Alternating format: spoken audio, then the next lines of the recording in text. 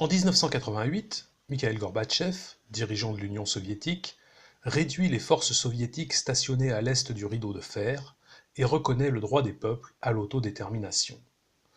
Cela a pour conséquence, dans les États tampons, des mouvements populaires pour plus de démocratie et, petit à petit, l'effondrement des dictatures des pays de l'Est. Le symbole, c'est la chute du mur de Berlin, le 9 novembre 1989. En 1990, on assiste à la réunification de l'Allemagne, et en juin 1991, le bloc de l'Est est dissous, les ex-républiques soviétiques proclament leur indépendance.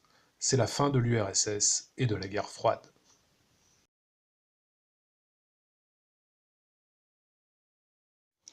Dans les ex-pays de l'Est, les difficultés socio-économiques sont nombreuses en raison du passage brutal d'une économie planifiée, organisée par l'État, à une économie de marché. La liberté nouvelle a entraîné le réveil des revendications nationalistes. Le règlement peut être pacifique, comme en Tchécoslovaquie, où l'on aboutit à une partition entre la Slovaquie et la République tchèque. Le règlement peut aussi se faire par la guerre, comme en ex-Yougoslavie, de 1991 à 1995. Cependant, à partir de 2004, les ex-pays de l'Est sont intégrés dans l'Union européenne, marquant ainsi la fin de la division du continent.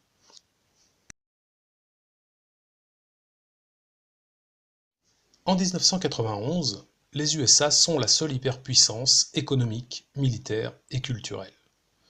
Ils jouent le rôle de gendarmes du monde avec l'accord de l'ONU, lors de la guerre du Golfe en 1991, en Somalie en 1992, en Bosnie en 1995, ou bien sans cet accord, comme lors de la Seconde Guerre d'Irak en 2003. Cette hégémonie entraîne naturellement critiques et résistance. Les attentats du 11 septembre 2001 peuvent constituer une remise en cause par le mouvement terroriste Al-Qaïda de l'hégémonie américaine. De plus, de nouvelles puissances s'affirment sur la scène internationale. L'Union européenne, la Chine, les pays émergents.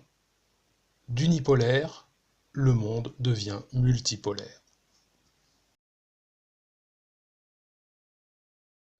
À partir des années 90, de nouvelles formes de conflits apparaissent. Des conflits intra-étatiques, à caractère ethnique, comme au Rwanda en 1994, des soulèvements contre des pouvoirs peu démocratiques, comme lors du printemps arabe en 2010.